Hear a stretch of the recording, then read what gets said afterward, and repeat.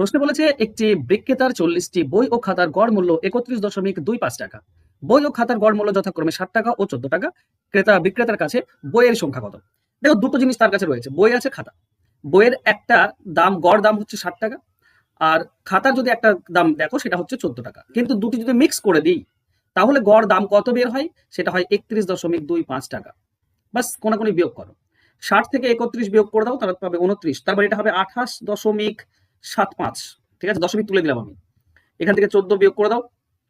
14 বিয়োগ করলে হচ্ছে তোমার 17, তাই না? 17, তাহলে এটা হচ্ছে 17.25। এইটা হচ্ছে অনুপাত, দশমিক তুলে দাও।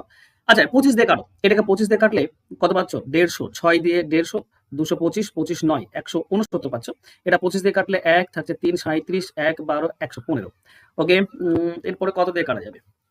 চলো 15। 23 দিয়ে কাটছি, এটা 23 দিয়ে কাটলে 3, এটা 23 দিয়ে কাটলে 5। এই হচ্ছে অনুপাত। আমাকে চেয়েছে বইয়ের সংখ্যা। বই হচ্ছে 3 ভাগ, টোটাল 8 ভাগের মধ্যে।